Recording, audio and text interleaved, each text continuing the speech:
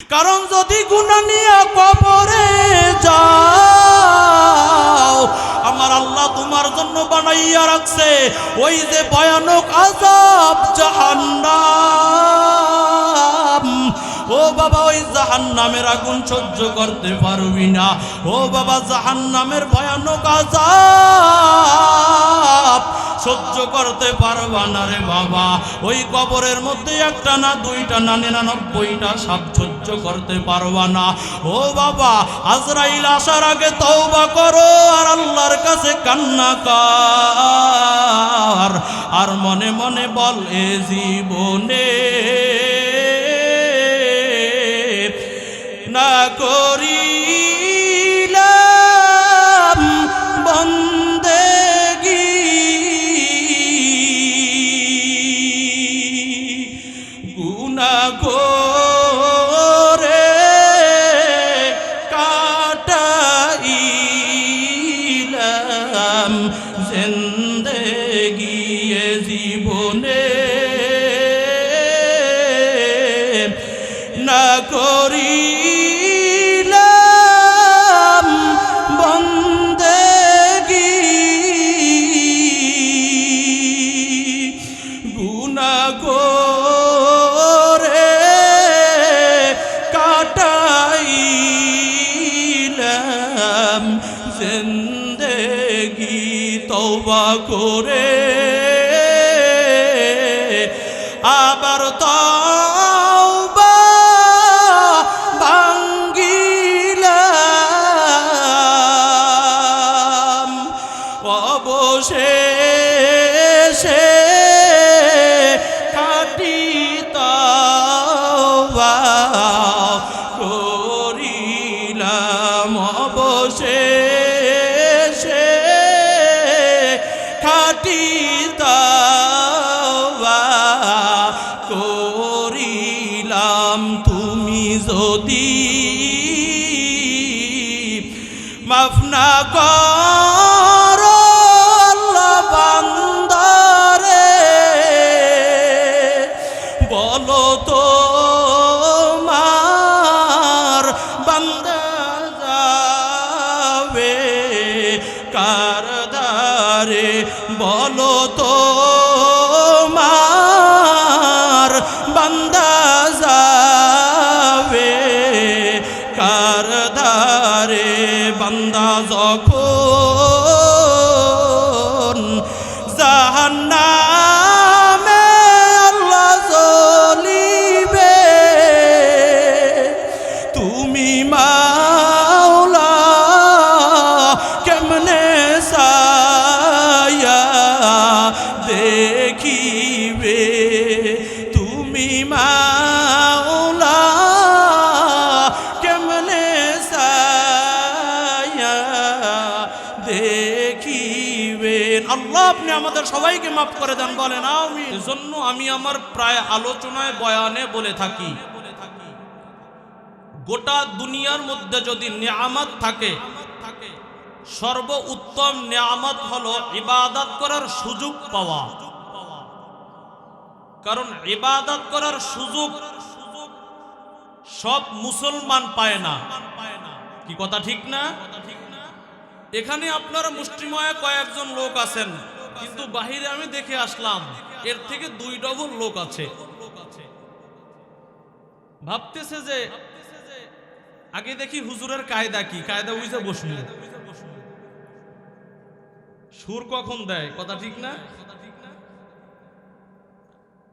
আল্লাহ ভাই, আল্লাহ যাকে হেদায়াত দান করবেন তাকে দিনের সামুজ বুঝ দান করবেন। কথা কন না কেন? আপনারা কথা না বললে আমার ওয়াজ হবে না, আপনাদের আওয়াজ অনুযায়ী আমার ওয়াজ হবে। কারণ আমি এখানে ইচ্ছা করে আসি নাই, আমাকে দাওয়াত করা হয়েছে। কি কথা ঠিক না? আপনারা যে আমাকে এই চেয়ারে বসাইছেন,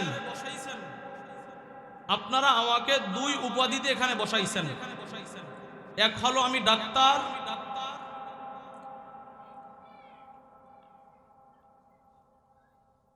আর এক হইল আমি রুহানি চিকিৎসক। আর আপনারাও এখানে বসে গেছেন রোগী হয়ে এবং ছাত্র হয়ে। আমাকে এখানে দুই উপাধিতে বসাইছেন, এক হলো শিক্ষক আর এক হলো ডাক্তার। আর আপনারা ওখানে বসে আসছেন ছাত্র এবং রোগী। যদিও আমার থেকে আপনারা এলেমে আমলে হেলেমে অনেক অনেক অনেক অনেক উপরে, কিন্তু যেহেতু আপনারা আমাকে দাওয়াত দিয়ে চেহারে বসাইছেন, এখন আপনারা রোগী হয়ে গেছেন, ছাত্র হয়ে গেছেন, আমি ডাক্তার হয়ে গেছি এবং আমি ওস্তাদ হয়ে গেছি। ওস্তাদের কথা যদি ছাত্র না শুনে ওই ছাত্রটা আদবওয়ালা ছাত্র হতে পারে না। কথা বলেন না কেন? ডাক্তারের ঔষধ যদি রোগী প্রেসক্রিপশন অনুযায়ী না খায় ওই রোগীর রোগও ভালো হয় না। কথা বলেন না কেন? এজন্য আমি যেই কথাগুলো আপনাদেরকে বলবো, যেই ট্রিটমেন্ট গুলা দিব, ওগুলো আপনাদের মেনে নিতে হবে এবং ওই অনুযায়ী চলতে হবে, তাহলে রোগ ভালো হবে। এখানে আপনারা বলছেন যে স্কুল কলেজ ইউনিভার্সিটিতে যে সরা আশারেয়া পড়ানো হয়, আলিফ বা তা পড়ানো হয়, এই শিক্ষার জন্য বসেন নাই। আপনারা এখানে বলছেন বলে আল্লাহ পাক রব্বুল আলামিনের পরিচয় পেয়ে রাসূলুল্লাহ সাল্লাল্লাহু আলাইহি ওয়াসাল্লামের আদর্শ নিয়ে কিভাবে আমাদের সেই চূড়ান্ত বাড়ি জান্নাতে পৌঁছা যায় এই সবক নেওয়ার জন্য এসেছেন। এবং আপনাদের যে কলবের রোগ আছে, কি কি রোগ আছে, এই রোগগুলো সুস্থ হওয়ার জন্য এখানে এসেছেন। কি কথা ঠিক না? এই রোগের জন্যই আমাকে ডাক্তার বানায়া, আমাকে ওস্তাদ বানায় এখানে বসাইছেন। অতএব এখানে আমি ওস্তাদ এবং ডাক্তার, আপনারা ছাত্র। কথা ঠিক না? অতএব আমি যেই প্রশ্নগুলো করব, যেই উত্তরগুলো চাবো, আপনারা দেওয়ার জন্য প্রস্তুত আছেন তো ইনশাআল্লাহ? না শীতে একবারে সব ঠান্ডা হয়ে গেছে? হ্যাঁ, যদিও মুষ্টিময় লোক, তারপরও মোটামুটি একটু আমাদের কণ্ঠ অথচ ছোট করা যাবে না। কথা ঠিক নেই? কারণ মুসলমান সংখ্যায় কম থাকলেও মুসলমানদের একটা তাকবীর আছে, নারায়ে তাকবীর। যেই তাকবীরের আওয়াজে নাস্তিক মুরতাদ আর বেঈমানদের কম্পন শুরু হয়ে যায়। কথা বলেন না কেন? নাস্তিক মুরতাদ বেঈমানরা নারায়ে তাকবীরকে অস্ত্রের থেকেও ভয় পায়, কামান বিমানের থেকেও ভয় পায়। কথা কন না কেন? এজন্য মুসলমানদের এক বড় তরবারির নাম হলো নারায়ে তাকবীরের আওয়াজ। মুসলমানদের বড় অস্ত্রের নাম কি? নারায়ে তাকবীর। এবার আপনাদের মধ্যে একটা প্রতিযোগিতা হবে। আমি দেখতে চাই এই মজমার মধ্যে কারা বিবাহ করছেন, একটু হাত জাগান তো। বিয়া করছেন যারা, হাত নামান। যারা বিবাহ করেন নাই, আমার যুবক ভাইরা আছেন কারা কারা, হাত জাগান। আমিও আপনাদের লগের লোক, আমিও বিয়ে শাদী করি নাই, হাত টান টান করেন না। যুবকদের রক্ত থাকবে গরম, খুব কম। তো 15 থেকে 30-এর মধ্যে লোক আছে কারা কারা, একটু হাত জাগাই তো। 15 থেকে 30। আমার কথা শোনেন নাই, বুঝেন না কথা? এই 15 থেকে 30 এইরকম কারা কারা আছেন, একটু হাত জাগান। এত খুব কম। শোনেন, এবার আমরা একটা আওয়াজ দিব, নারায়ে তাকবীরের আওয়াজ। একটু শরীরটারে গরম করি। আপনারা আওয়াজ দিতে পারবেন তো ইনশাআল্লাহ? পদ না চলবে না, আপনাকে দিয়া চলবে তো ইনশাআল্লাহ? চলবে তো ইনশাআল্লাহ? এবার হোক নাকি? নারায়ে তাকবীর। আওয়াজ হয় নাই, আওয়াজ হয় নাই। জোরে শক্তি দিয়া, আওয়াজ দিয়া নারায়ে তাকবীর। আল কোরআনের আলো। হবে না? সবাই হাতগুলো এরকম আমার মতো টান টান করেন তো, একটু হাতগুলো জাগান সবাই। এবার সবাই হাতগুলো উঠাইছেন, এবার আমার মতো এরকম ঝাঁকি দিয়ে বলতে হবে আল কোরআনের আলো। ঘরে জ্বালাই লইবে না, সংসদে জ্বলবে। ঘরে জ্বালাইলে বহু জ্বালাইছেন, কোরআনের আলো জ্বালাই দেবে কোথায়? সংসদে। কোরআন হাদিসের আলো, কোরআন সুন্নাহর আলো সংসদে জ্বলো। নারে তাকবীর। এই আওয়াজ ধরে রাখতে হবে ইনশাআল্লাহ। কষ্ট হচ্ছে? আমি যে আয়াতে কারিমা তেলাওয়াত করছিলাম, আল্লাহ পাক রব্বুল আলামিন বলেন, কুল ইন কুনতুম তুহিব্বুনাল্লাহ,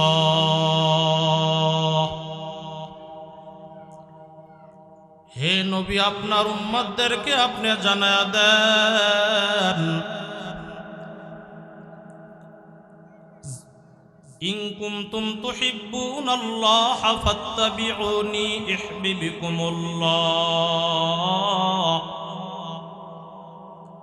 যারা আমি আল্লাহকে ভালোবাসতে চায় তারা যেন আপনি নবীকে আগে ভালোবাসে,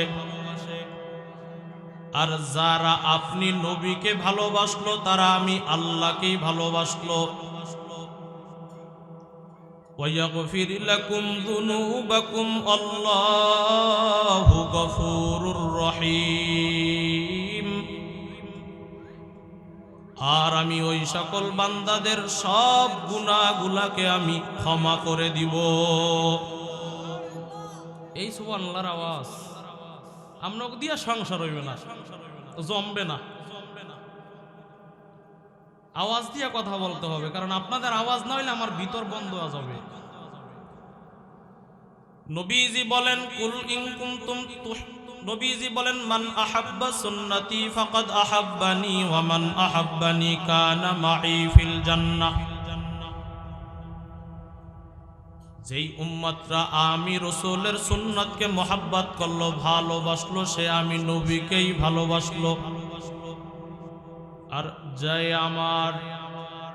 আমাকে মোহাব্বত করলো সে কিয়ামতের ময়দানে আমি নবীর সাথে জান্নাতে থাকবে। সুবহানাল্লাহ কোন? যে নবীর সুন্নতকে ভালোবাসবে সে কোথায় থাকবে? নবীর সাথে। আমরা এখানে যারা আসছি আমরা কোথায় যেতে চাই? জোরে বলেন। এবার হলো ভালোবাসা। নবী বলেন যে আমি নবীকে ভালোবাসবে। ভালোবাসা হইল দুই প্রকার। কয় প্রকার? একটা হইল হাকিকি ভালোবাসা, আর একটা হলো গয়েরে হাকিকি ভালোবাসা। একটা হলো প্রকৃত ভালোবাসা, আর একটা হলো অপ্রকৃত ভালোবাসা। ভালোবাসা কয় প্রকার? জোরে বলেন। একটা হলো হাকিকি, একবারে মন প্রাণ জান দিয়ে ভালোবাসা, আর একটা হলো মুখে মুখে ভালোবাসা মাগার কাজে নাই। আছে না নাই? এখানে আমরা যারা মুসলমান আছি আমরা সবাই বলি আমরা রাসূলকে ভালোবাসি। আমরা সবাই, অথচ আগামীকাল ফজরে ইমাম সাহেব আর মুয়াজ্জিন সাহেব আর সবাই নাকটান্নে ঘুম। কথা কন না কেন? রাসূলের সুন্নতের আদর্শ নাই, টুপি নাই, জামা নাই, মেসওয়াক নাই, পাগড়ি নাই, অথচ দাবি করি আমরা আশেকে রাসূল। কথা কন না কেন? কথা ঠিক না? তো প্রকৃত ভালোবাসা কয় প্রকার বলছি? আমার সাথে কথা বলতে হবে। একটা হলো হাকিকি ভালোবাসা, নিজের জান নিজের প্রাণ দিয়ে ভালোবাসা, আর একটা হলো মুখে মুখে ভালোবাসা। এবার আমি আপনাদের কাছে প্রশ্ন করতে চাই, আমরা রাসূলুল্লাহ সাল্লাল্লাহু আলাইহি ওয়াসাল্লামকে নিজের জীবনের থেকে ভালোবাসতে পেরেছি? নিজের জীবনের থেকে ভালোবাসতে পারছি কারা কারা? একটু হাত দুইটা দেখাই তো। সত্য কথা বলবেন, হাতগুলো নামান। আর যারা হাতগুলা জাগাই নাই এরা রাসূলকে প্রকৃত নিজের মন প্রাণ দিয়ে ভালোবাসতে পারি নাই, তার মানে রাসূলের উম্মত হতে পারি নাই। কথা বলেন না কেন? কি হতে পারি নাই? উম্মত হতে পারি নাই। তো রাসূলের উম্মত যদি না হতে পারি তাহলে রাসূলের সাথে জান্নাতে কিভাবে থাকবো?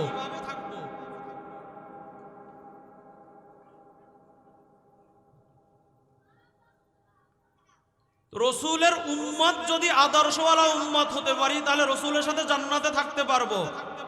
আর যদি আদর্শওয়ালা উম্মত না হতে পারি তাহলে রসুলের সাথে জান্নাতে থাকা তো বড় দূরের কথা, জাহান্নামের একবারে তলদেশে আমাদের জায়গা হবে। এবার আপনারা যারা এখানে আসছেন বলেন, আপনারা জান্নাতে যেতে চান নাকি জাহান্নামে যেতে চান? জোরে বলেন। যারা যারা জান্নাতে যেতে চান তাদের তো নিজের জীবনের থেকেও রসুলকে ভালোবাসতে হবে, কথা ঠিক না? এবার আমার মূল আলোচনার মধ্যে ঢুকি। রাসূলুল্লাহ সাল্লাল্লাহু আলাইহি ওয়াসাল্লামের উপরে আল্লাহ পাক রব্বুল আলামিন একটা কিতাব নাজিল করেছেন। ওই কিতাবের নাম কি সবাই বলেন তো? সবাই বলেন। পবিত্র কুরআনুল কারীম। পবিত্র কুরআনুল কারীম কার উপরে নাজিল হয়েছে? জোরে বলেন। নবী মুহাম্মদুর রাসূলুল্লাহ সাল্লাল্লাহু আলাইহি ওয়াসাল্লামের উপরে পবিত্র কুরআনুল কারীম নাজিল হয়েছে। এই কুরআনুল কারীম মনে হয় যেন কোন দিক থেকে কমতি আছে না পাওয়ারফুল? জোরে বলেন। আল্লাহ প্রথমেই চ্যালেঞ্জ লাগাইছে, যালিকাল কিতাবু লা রাইবা ফি। এই কিতাবের মধ্যে কোনো সন্দেহ নাই, অবকাশ নাই। চ্যালেঞ্জ। আজ পর্যন্ত কোনো বেঈমানের গোষ্ঠী কুরআনুল কারীমের চ্যালেঞ্জ গ্রহণ করে নাই, কথা কন না কেন? কুরআনুল কারীমের আলোচনার মধ্যে রাসূলুল্লাহ সাল্লাল্লাহু আলাইহি ওয়াসাল্লামের সামাজিক জীবনের আলোচনা আছে না নাই? অর্থনৈতিক জীবনের আলোচনা আছে না নাই? রাষ্ট্রীয় জীবনের আলোচনা আছে না নাই? কিন্তু আমরা যারা মুসলমান আছি বলি কুরআনুল কারীম মানি, তবে আমার পক্ষে যে কথা আছে ওইটা মানি, কথা ঠিক না?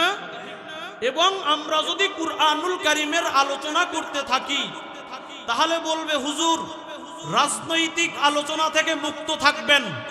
আপনার কাছে আমার সহজ উদার মনের প্রশ্ন, ভাই কুরআনুল কারীমের মধ্যে কি রাজনৈতিক আলোচনা নাই? আপনারা জেনে থাকলে বলবেন আমার রাসূল রাষ্ট্রপ্রধান ছিলেন কি ছিলেন না? জোরে বলেন। আমার রাসূল রাষ্ট্রপ্রধান ছিলেন। সাহাবায়ে কিরাম রিদওয়ানুল্লাহি তাআলা আজমাইনগণ রাষ্ট্রপ্রধান ছিলেন কি ছিলেন না? এ কথা বুঝি বাইবেলের মধ্যে আছে? বলেন। তাওরাতের মধ্যে আছে, জাবুরের মধ্যে আছে, ইনজিলের মধ্যে আছে। বলেন কোথায় আছে? জোরে বলেন। কিন্তু বলে হুজুর কুরআন এবং হাদিস দিয়ে আলোচনা করবেন। আমরা কি কোরআন হাদিসের বাইরে বলি না কোরআন হাদিস থেকে বলি? জোরে কোন। এবার শোনেন, ডাক্তারের কাছে রোগী যায়, যাওয়ার পরে ডাক্তার প্রেসক্রিপশন করে। ডাক্তার প্রেসক্রিপশন করার পরে ঔষধ দেয়। ঔষধ দেয় না? আপনি কি ডাক্তারকে বলতে পারবেন ভাই আপনি এই ঔষধ দিয়েছেন কেন? কেন পারবেন না? কারণ আপনি তো ডাক্তার না। ডাক্তার জানে আপনার শরীরের কোন রোগ, আপনি নিজের শরীর হয়েও জানেন না, কথা ঠিক না? ইঞ্জিনিয়ার আপনার এক বিল্ডিং এর স্ট্রাকচার তৈরি করতে বলছে যে এই কয়টা রড লাগবে, এবার যদি আপনি 5টা কম দেন আপনার স্ট্রাকচার তৈরি হবে ঠিক, তবে মজবুত হবে না, কথা ঠিক না? এবার আপনাদের কাছে আমার উদার মনের প্রশ্ন, যারা বলেন হুজুর কুরআন ও হাদিস দিয়ে আলোচনা করেন, বলেন কুরআনুল কারীমের মধ্যে সুদের আলোচনা আছে না নাই? ঘুষের আলোচনা আছে না নাই? মদখোরের আলোচনা আছে না নাই? জুয়াখোরের আলোচনা আছে না নাই? এখন ওই মদখোর, জুয়াখোর, হারামখোর, জিনাখোর যদি বলে হুজুর কুরআন হাদিস থেকে আলোচনা করে, ওদের কাছে আমার উদার মনের প্রশ্ন, এই মদখোর, জুয়াখোর, হারামখোর, ঘুষখোর, বদমাইশ, তুই কুরআনের কি জানো? কথা কন না কেন? কারণ কুরআন ও হাদিসের আলোচনা তো মাওলানা মুফতি মুহাদ্দিসরা জানে, মসজিদের ইমাম সাহেবরা জানে।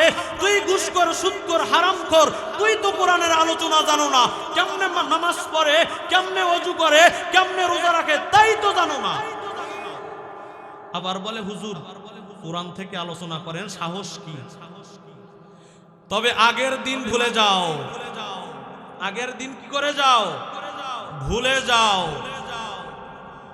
এবার একটা সময় আসছে, মুসলমান কোন আব্রাহাম লিঙ্কন, মাওসুদনের আদর্শ বাস্তবায়ন করতে চায় না। আগেই বলেছি আমরা মদিনাওয়ালা নবীর উম্মত, আমাদের আদর্শ চলবে মদিনাওয়ালার আদর্শ। কথা বলেন না কেন? আমি এখানে কোনো রাজনৈতিক আলোচনা করার জন্য আসি নাই। আমি কোনো দলের পক্ষে বলবো না, আমি ইসলামের পক্ষে বলবো। কথা বলেন না কেন? আমি ইসলামের পক্ষে বলবো, কোরআনের কথা বলবো, হাদিসের কথা বলবো। যারাই কোরআনের বিরুদ্ধে আমাদের কাছে অবজেকশন দিবে, বাধা দিবে, আমরা চূড়ান্তভাবে মেনে নিব ও ইসলামের দুশমন, ও কোরআনের দুশমন, ও রাসূলের দুশমন, ও স্বয়ং আল্লাহর দুশমন। কতক্ষণ ঠিক কিনা? অতএব মুসলমান আদর্শ মানবে কার? জোরে বলেন, বলেন। আদর্শ মানবে নবী মুহাম্মদুর রাসূলুল্লাহ। আদর্শ মানবে কার? জোরে বলেন। এবার আমার সাথে সবাই বলবেন, হুকুম মানবো আল্লাহর, আদর্শ মানবো নবীর। হুকুম মানবো কার? জোরে বলেন। আদর্শ মানবো কার? জোরে বলেন। নবীর আদর্শ মানতে গিয়ে যদি নিজের বুকের তাজা রক্ত দিতে হয়, রক্ত দেওয়ার জন্য মুসলমান প্রস্তুত আছে। কতক্ষণ ঠিক কিনা? আপনাদের এই জালকাঠির সন্তান শরীফ উসমান হাদি ঢাকার ওই ময়দানের মধ্যে নিজের বুককে উঁচা করে বেঈমানদের সামনে সত্যের পক্ষে কথা বলছে। আজ ওকে বেঈমানের গোষ্ঠীরা শহীদ করে দিয়েছে। স্পষ্টভাবে বলতে চাই, এক হাদিকে তোমরা শহীদ করেছো, জালকাঠির প্রত্যেক ঘরে ঘরে এক একজন হাদি তৈরি হবে। কতক্ষণ ঠিক কিনা? তোমরা কয়জন হাদিকে শহীদ করবা? ইসলামের পক্ষে মুসলমান কথা বলবে, আওয়াজ দিবে, রক্ত দিবে, জীবন দিবে, তারপরও ইসলামের হুকুমি জীবন জমিনের মধ্যে কায়েম করেই ছাড়বে ইনশাআল্লাহ। অতএব রাসূলের আদর্শ বাস্তবায়ন করার জন্য প্রস্তুত আছেন কারা কারা? দুইটা হাত দেখি তো।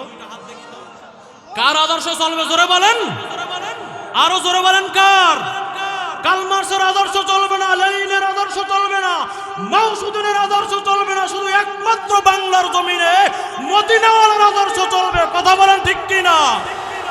আদর্শ চলবে কার? জোরে বলেন। মদিনাওয়ালার আদর্শ চলবে। সবাই আল্লাহুম্মা আমিন বলে হাত নামান। কার আদর্শ চলবে? জোরে বলেন। মুসলমান তো ভয় পাওয়ার জাতি না, মুসলমান ভয় পাওয়ার জাতি না। মুসলমান বেঈমানদের চোখে চোখ রেখে কথা বলার মানুষ, চোখে চোখ রেখে কথা বলার জাতি হলো মুসলমান। কারণ মুসলমানের একটা পাওয়ার আছে, কোরআনের পাওয়ার। কথা কন না কেন? কারণ মুসলমান তো হযরত উমরের বংশধর, মুসলমান তো আবু বকরের বংশধর, মুসলমান তো উসমানের বংশধর, মুসলমান তো কারি ইব্রাহিম রাহমাতুল্লাহি আলাইহির বংশধর, মুসলমান তো হাজী ইমদাদুল্লাহ মুহাজির মক্কির বংশধর, মুসলমান তো রশিদ আহমদ গঙ্গোহীর বংশধর, মুসলমান তো হযরত কায়েসাম রাহমাতুল্লাহি আলাইহির বংশধর, মুসলমান সারসিলান নিসারউদ্দিন রাহমাতুল্লাহি আলাইহির বংশধর, মুসলমান সৈয়দ ফজলুল করিমের বংশধর। কথা বলেন ঠিক কিনা? কারণ কুতুবুল আলম সৈয়দ ফজলুল করিম রাহমাতুল্লাহি আলাইহি দেখিয়ে দিয়েছেন রাজপথে কাপনের কাপড় মাথায় বেঁধে কিভাবে বেঈমানদের সাথে মোকাবেলা করতে হয়। কথা কন না কেন? রাগ করতেছেন? মুসলমান আমার নামাজের কথা বললে সবার ভালো, রোজার কথা বললে ভালো, যাকাতের কথা বললে ভালো, কিন্তু জিহাদের কথা বললে, ইসলামী আইন জমিনে কায়েম হোক এ কথা বললে রাজনৈতিক আলোচনা হয়ে যায়। কথা কন না কেন? এবার একটা মজার কথা শোনেন। এক চোর গেছে চুরি করতে, চুরি কইরা মাগরিবের পরে রওনা করছে, চিন্তা করছে মাগরিবের পরে যদি বাইরে আর যদি আমার বড় গাট্টি দেখে তাহলে তো মনে করবে গাট্টির মধ্যে কি চেক করার সম্ভাবনা আছে। তো মাগরিবের নামাজ চলতেছে, চোর ও গাট্টি লইয়া মসজিদের মধ্যে চলে গেছে। ঘটনাক্রমে চোরের নাম ছিল মুসা। কি নাম? ইমাম সাহেব মাগরিবের নামাজে আয়াত পাঠ করে, ওয়ামা তিলকা বিয়ামিনিকা ইয়া মুসা, হে মুসা তোমার ডান হাতে কি? চোর আর কলিজা কাপ শুরু হয়ে গেছে যে ইমাম সাহেবরে না জানো আল্লাহ মনে হয় জানায় দিছে অবস্থা খারাপ, কি একটাও নামায় পড়বে না। ইমাম সাহেব নামাজের মধ্যে গাট্টি উস্তা লইয়া দৌড়। একটা কথা আছে না, বলে চোরের মনে পুলিশ পুলিশ, কথা ঠিক না? যখনই আমরা আলেম উলামা তুলাবা ফুলাহারা ধর্ষণের বিরুদ্ধে কথা বলে, সাদাবাজদের বিরুদ্ধে কথা বলে, নাস্তিক মুরতাদ বেঈমানদের বিরুদ্ধে কথা বলে, ধর্ষণের বিরুদ্ধে কথা বলে, এক নির্দিষ্ট দলের শরীরের মধ্যে লাগে বলে এটা রাজনৈতিক আলোচনা। বলছিলাম চোরের মনে পুলিশ পুলিশ, কথা কন না কেন? খুলে বলা যাবে না, বুঝে নিতে হবে। বুঝেন তো? কারণ ধর্ষণের বিরুদ্ধে তো কথা বলবোই, সাদাবাজদের বিরুদ্ধে তো মুসলমান কথা বলবেই, খুন খারাপির বিরুদ্ধে তো কথা বলবেই। যারা মনে করবে এটা আমাদেরকে বলতেছে, আমরা মনে করব ওই মুসা চোরের মতো, চোরের মনে পুলিশ পুলিশ, কথা কন না কেন? আল্লাহ আপনি আমাদেরকে হেদায়াত দান করেন, বলেন আমিন। বলেন আদর্শ চলবে কার? জোরে বলেন, জোরে বলেন আদর্শ চলবে কার? এই মিয়া বাঘের মতো কোরআনের পক্ষের কথা বলবেন, তাতে জীবন যাক আর থাক, কথা ঠিক না? বিড়ালের মতো 500 বছর বেঁচে লাভ নাই, বাঘের মতো মাত্র 1 ঘন্টা বাঁচতে চাই, কথা ঠিক কিনা বলেন?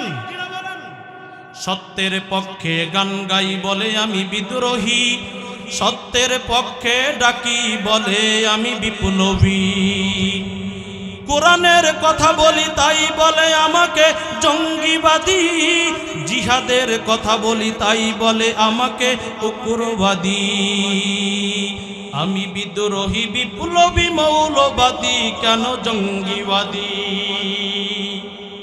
আপনারা আগে দেখেন নাই? কোরআনের কথা বললেই বলে জঙ্গিবাদ, আয়নাঘর বানাও, কথা কন না কেন?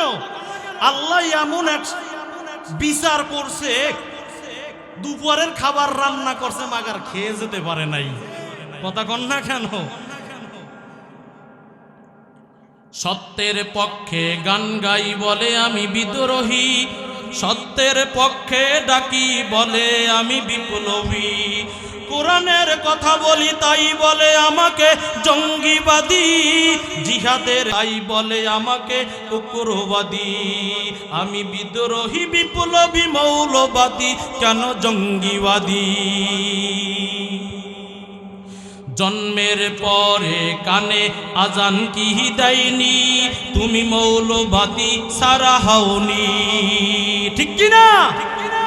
আবার মরণের পরে জানাজা পড়াবে, মরণের পরে জানাজা পড়াবে, তখন কোথায় পালিয়ে যাবি? বিদ্রোহী বিপ্লবী মৌলবাদী, কেন জঙ্গিবাদী? কথা কোন ঠিক কিনা? কয়েকদিন আগে শোনেন নাই আমাগো জাতীয় ইমাম, শোনেন নাই? কারা যেন বলছিল না আমাগো জাতীয় ইমাম, বেহায়া নারী রে কেমন কথা, দাড়ি টুপি দেখলেই মাথা ব্যথা, আবার পর্দার কথা যখন বলি, পর্দার কথা যখন বলি, তখন বলে আমি ফতুয়াবাজি, বিদ্রোহী বিপ্লবী মৌলবাদী, কেন জঙ্গিবাদী? বিদ্রোহী বিপ্লবী মৌলবাদী, কেন জঙ্গিবাদী?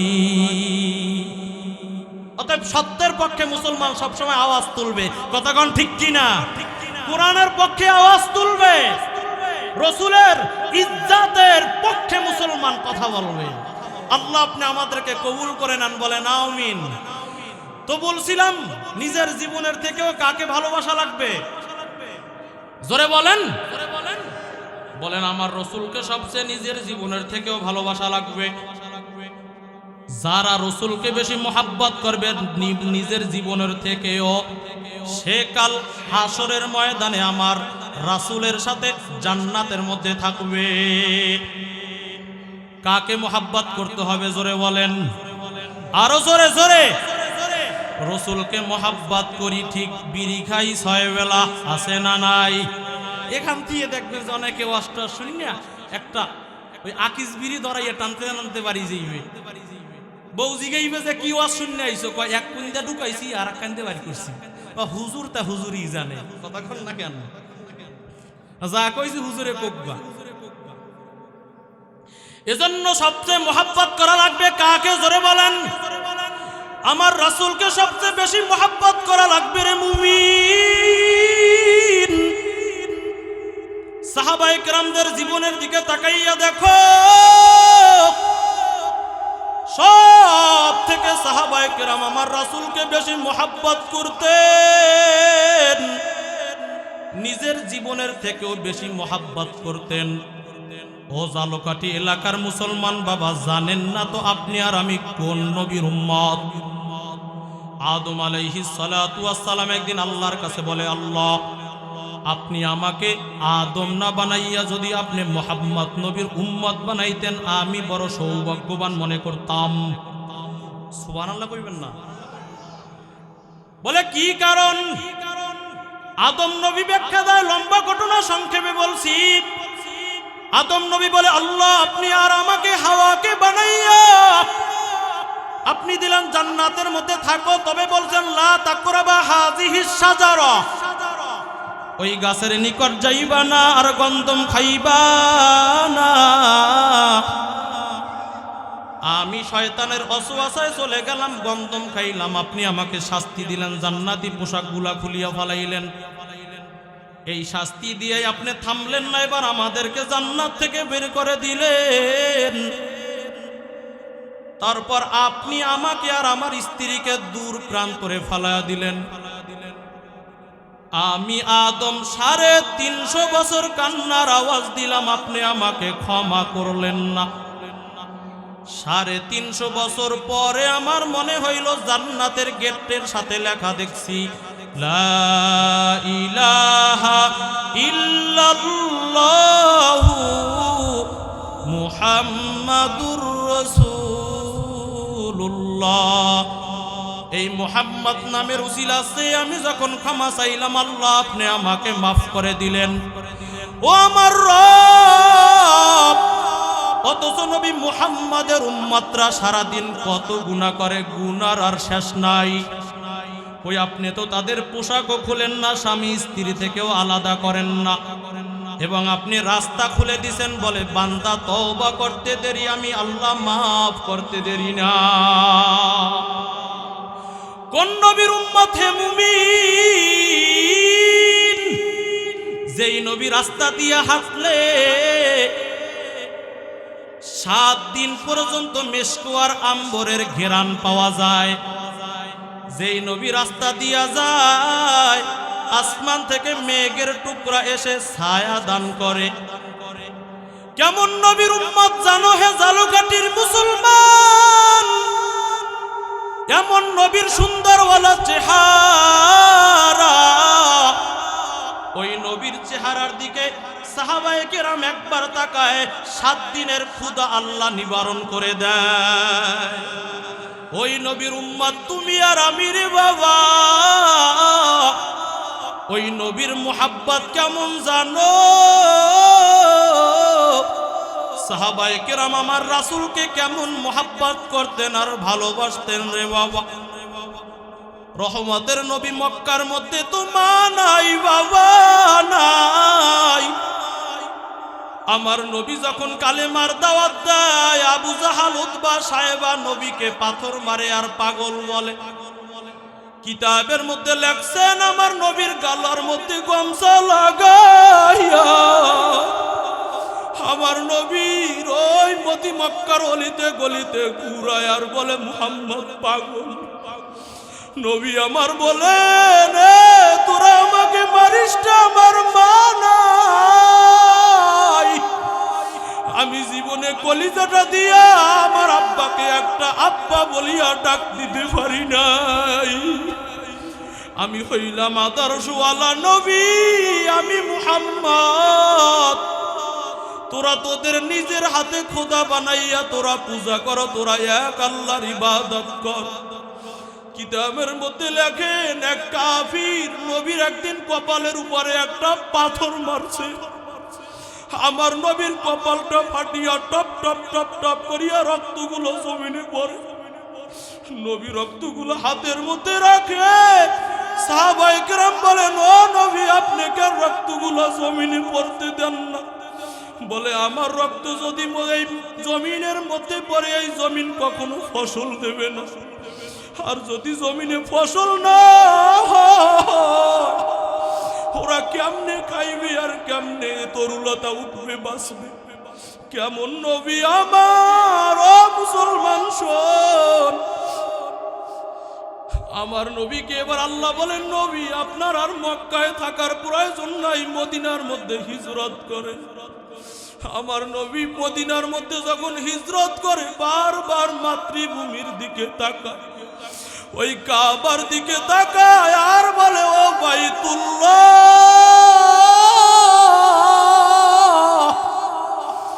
আমাকে আমার আত্মীয় স্বজনরা তোমার বুকের মধ্যে একটা সিজদা দিতে দেয় নাই। কলিজাটা দিয়া তোমাকে যে সিজদা দিব, জড়াইয়া ধরব, সুযোগ হয় নাই। নবী মদিনার মধ্যে যাইতেছেন। মদিনার মধ্যে যাওয়ার পথে যখন মদিনার মধ্যে প্রবেশ করলেন, দেখতেছেন ছোট বাচ্চারা খেলাধুলা করতেছে। নবীকে দেখিয়াই সব বাচ্চাগুলা নবীর কাছে এসে গেছে। এইরকম মানুষ তো আর কখনো দেখে নাই। রহমতের নবীর জীবনীর মধ্যে লেখছেন, সাহাবায়ে আল্লাহু আকবার, ছোট ছোট বাচ্চারা নবীর জামা ধরে টানতেছেন, কেউ হাত ধরে রাখছেন। সাহাবারা বলেন নবীকে ছোট বাচ্চাদের আর কারণে দেখা যায় না, একবারে ঘিরিয়া গেছে। নবী আমার ডাক দিয়া কয়, ও ছোট ছোট বাচ্চারা, আমি তোমাদের মদিনার কেউ না, আমার বাড়ি হইল মক্কায়, আব্দুল্লাহর সন্তান আমি। আমাকে আমার আত্মীয় স্বজনরা থাকতে দেয় না, এজন্য আমি হিজরত করে আমি তোমাদের মদিনার মধ্যে চলে আসছি। সবাই আমার হাতে হাত রাখিয়া বলো, তোমরা কি আমাকে মারবানি? ছোট ছোট বাচ্চারা বলে, নবী না, আপনাকে মারবো না রে মুহাম্মদ। কিতাবের মধ্যে লেখেন, ছোট ছোট বাচ্চারা আমার নবীর চেহারার দিকে শুধু তাকাইয়াই আছে। আর নবীর চেহারার দিকে তাকাইয়া ওরা নিজেদের অজান্তে বলে, তালাআল বাদরু আলাইনা মিন সানিওয়াতিল ঈদা ওয়াজাবা শুকরু আলাইনা মা দাআ লিল্লাহি দা। বলেন না, তালাআল বাদরু আলাইনা মিন সানিওয়াতিল ঈদা ওয়াজাবা শুকরু আলাইনা মা দাআ লিল্লাহি দা।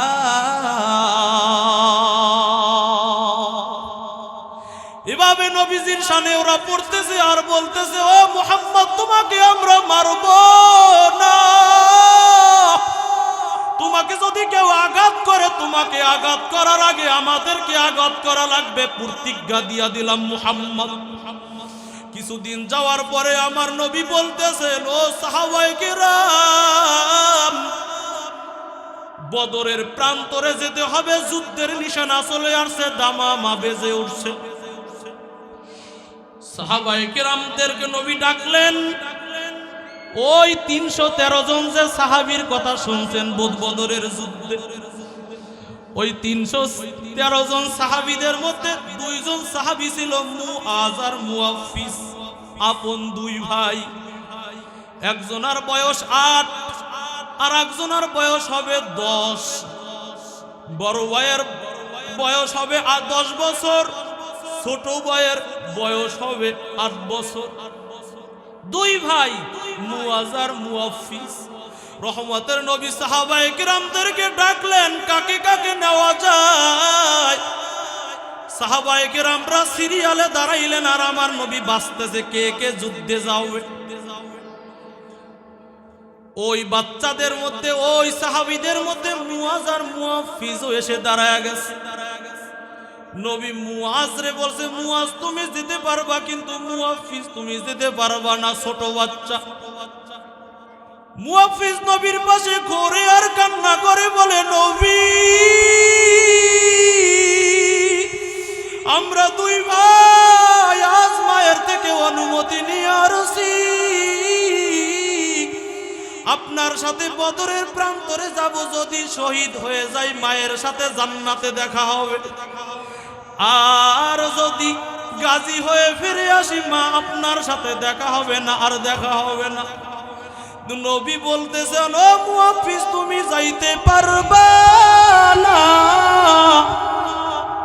নবী আমার বলতেছেন, ও মুয়াফফিজ তোমার যাওয়ার কোনো সুযোগ নাই।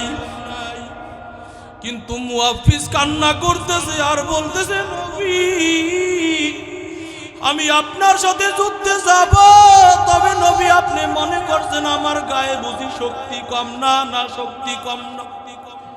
ও নবী আপনার যদি বিশ্বাস না হয়, আপনি আমাদের দুই ভাইয়ের মধ্যে একটা কুস্তি ধরে দেন, দেখেন আমার ভাইয়ের থেকে আমার শক্তি কোনো দিক থেকে কম না।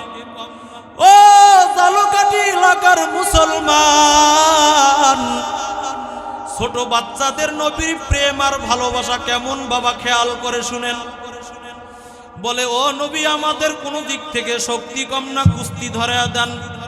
নবী দুই ভাইকে কুস্তি ধরাইলেন। মুয়াফফিজ বড় ভাইয়ের কাছে কানে কানে গিয়া বলে, ও ভাই আমি জানি তোর গায়ে শক্তি বেশি, তবে তুই তো সেটেল হয়েই গেছে যুদ্ধে যাওয়ার জন্য, তবে তুই একটু আমাকে কৌশল করে তুই তোর বুকের উপরে উঠে দিস, যাতে আমার নবী দেখে আমার গায়ে শক্তি কম না। দুই ভাই কুস্তি ধরলেন। মুয়াজ বড় ভাই মুয়াফফিজকে বুকে উঠে দিলেন। এবার মুয়াফফিজ ডাক দিয়া কয়, নবী তাকায়া দেখেন আমার গায়ে কোনো দিক থেকে শক্তি কম না। নবী এবার নিয়ে গেলেন দুই ভাইকে যুদ্ধের ময়দানে। যুদ্ধের ময়দানে দুই ভাই এবার খোলা তরবারি নিয়ে দৌড়ায়। জোরে বলেন না আল্লাহু আকবার। সব সাহাবায়ে কেরাম আর ছোট নাবালক বাচ্চারা খোলা তরবারি নিয়ে দৌড়ায়। ব্যাপারে আব্দুল্লাহ ইবনে মাসউদ রাদিয়াল্লাহু তাআলা হাদিস বর্ণনা করেন, বলে বড় ভাই মুয়াজ ডাক দিয়া কয়, ও চাচা যান, ওই যে বেঈমানের গোষ্ঠী আসছে ওদের মধ্যে আবু জাহালকে আমার নবী যখন মক্কায় ছিল ওই আবু জাহাল নাকি আমার নবীরে মারছে আর কষ্ট দিয়েছে। আজ মায়ের থেকে দোয়া নিয়ে আসছি, আবু জাহিল্লারে হত্যা না করিয়া বাড়ি ফিরব না। আব্দুল্লাহ ইবনে মাসউদ রাদিয়াল্লাহু তাআলা আনহু বলেন, দেখতেছি আবু জাহিল্লা ওই ঘোড়া নিয়ে সা সা করে আসতেছে।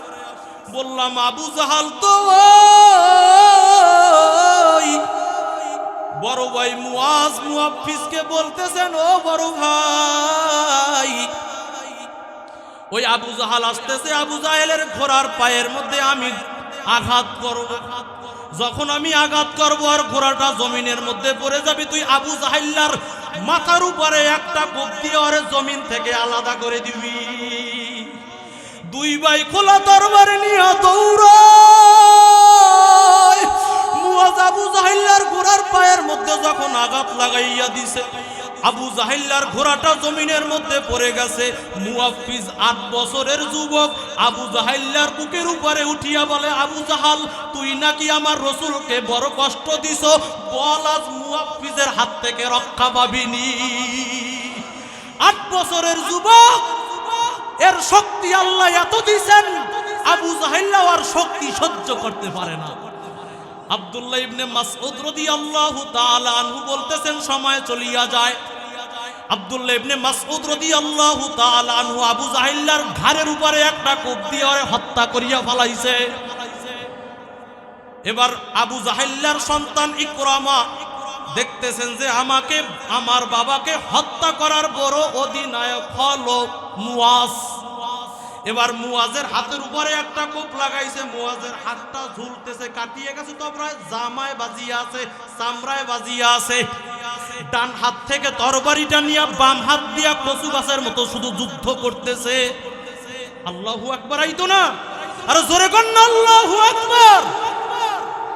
ডান হাত কষ্ট দিতেছে, যুদ্ধ করতে দেয় না, যুদ্ধ করতে দেয় না। এবার মুয়াজ তার হাতটা ডান হাতটা ডান পা দিয়া টান দিয়া সিরিয়া ফলাইছে। ডান পাটা যখন সিরিয়া ফলাইছে, ডান হাতটা জমিনের মধ্যে শুধু লাফায়।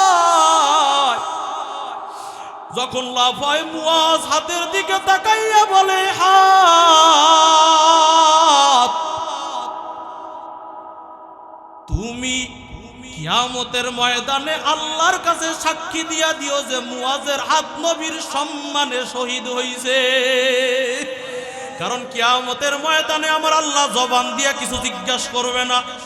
আমার আল্লাহ পাক রব্বুল আলামিন ডাক দিয়া বলে, আল ইয়াউমা নাখতিমু আলা আফওয়াহিহিম ওয়া তুকাল্লিমুনা আইদিহিম ওয়া তাশহাদু আরজুলুহুম বিমা কানু ইয়াকসিবুন।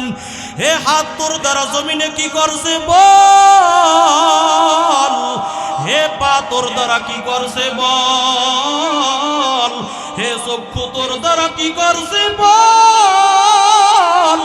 ও জালকাঠির মুসলমান কলিজার টুকরা যুবক, ও পর্দার আড়ালের আম্মা জান, তখন হাত বলবে আল্লাহ আমার দ্বারা তেলাওয়াত করে নাই, পা বলবে আল্লাহ আমার দ্বারা হাঁটিয়া হাঁটিয়া মসজিদে যায় নাই, চোখ বলিয়া দিবে আল্লাহ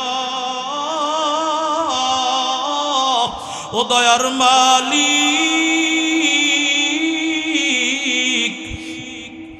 আমার দ্বারা কোরআন পড়ে নাই।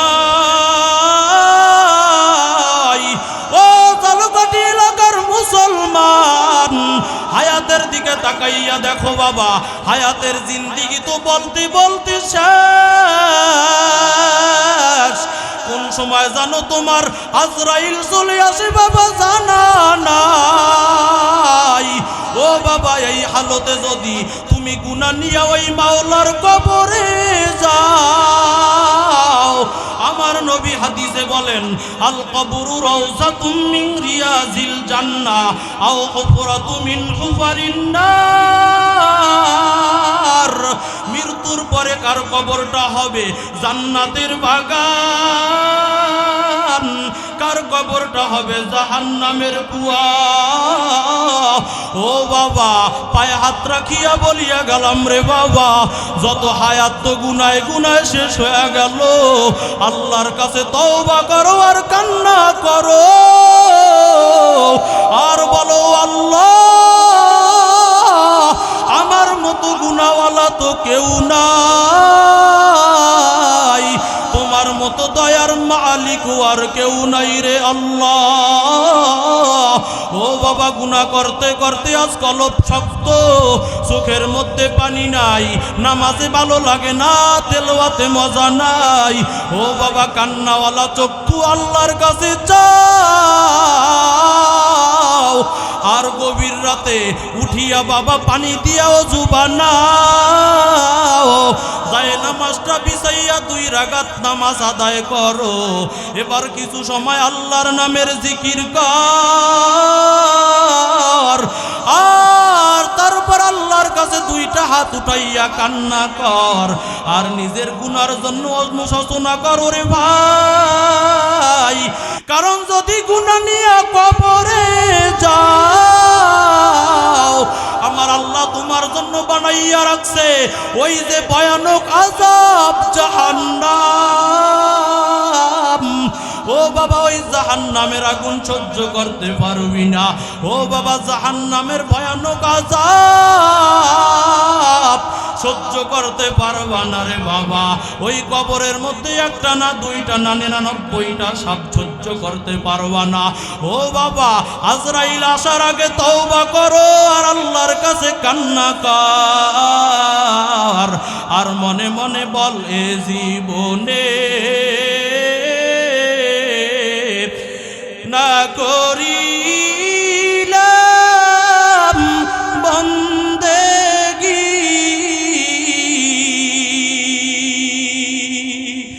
গুনাহ করে